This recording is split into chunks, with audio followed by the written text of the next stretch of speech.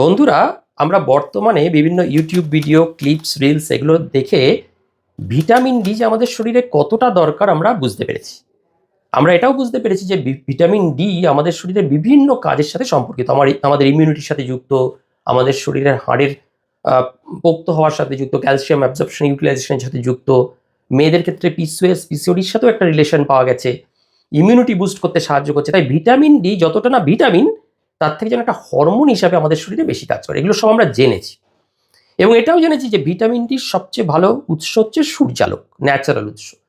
তা এই অবধি জেনেছি, কিন্তু এর পরের যেগুলো একটু জানলে বোধহয় আরো একটু ভালো হতো, সেইটা জানাতেই আজকে এই রিলসটা।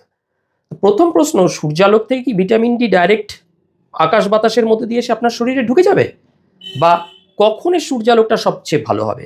বা সূর্যালোকটা কিভাবে লাগালে আপনার শরীরে ভিটামিন ডিটা বেশি তৈরি হবে?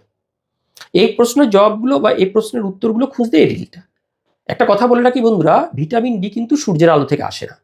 ভিটামিন ডির যে প্রিকারসার, যা থেকে ভিটামিন ডি তৈরি হবে, সেটা কিন্তু আপনার চামড়ার উপরেই আছে। সেটাকে বলে 7-ডিহাইড্রোকোলেস্টেরল। এই কেমিক্যালটা আপনার চামড়াতে আছে। তাহলে ভিটামিন ডির সাথে সূর্যালোকের সম্পর্ক কি? আমার চামড়াতেই তো সব আছে। না, ভিটামিন ডির এই যে কেমিক্যালটা, যেটা আপনার চামড়ার উপর আছে, এটাকে অ্যাক্টিভেট করতে গেলে সূর্যালোক দরকার। সূর্যালোকের ইউভি রে, মানে সূর্যালোক থেকে যে অতিবেগুনি রশ্মি আসে, ইউভি রেটা এই প্রিকারসারটাকে অ্যাক্টিভেট করতে পারে। সেই জন্য সূর্যালোকই দরকার। অন্য কোনো লাইট, টিউবওয়েল লাইট, বাল্বের লাইট, ফ্ল্যাশ হেডলাইটের সামনে দাঁড়িয়ে কিন্তু ভিটামিন ডি তৈরি হবে না, কারণ তাতে ইউভি রেটা নেই। দ্বিতীয় কথা হচ্ছে, কখন লাগাবো? সকালের দিকে মৃদু আলোতে দাঁড়াতে পারেন, আধ ঘন্টা দাঁড়ালে এনাফ।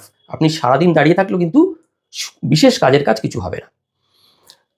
তৃতীয় কথা হচ্ছে যে কিভাবে লাগাবো? দেখবেন আমাদের দেশে গরম প্রধান দেশ, কিন্তু আমাদের দেশে সূর্য আলোকের থেকে যে ভিটামিন ডি তৈরি ব্যাপারটা, এখানে ঘাটতিও কিন্তু সবচেয়ে বেশি।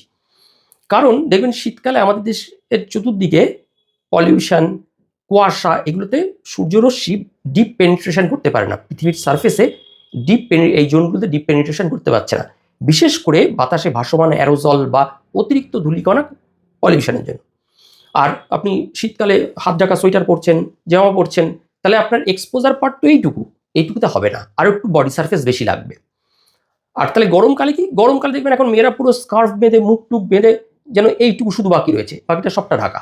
হাতে স্কিন প্রোটেকশন শক্স পরে নিচ্ছে। আপনি সানস্ক্রিন ব্যবহার করছেন, আপনি 30 SPF এর উপর সানস্ক্রিন ইউজ করছেন। আপনি তো সূর্যের আলো যে গায়ে লাগবে সেটাই তো ব্লক করে দিচ্ছেন। তাহলে ভিটামিন ডিটা তৈরি হবে কী করে? তাহলে কি বললাম, ভিটামিন ডি পেতে গেলে শরীরকে এক্সপোজ থাকতে হবে, চামড়া এক্সপোজ থাকতে হবে।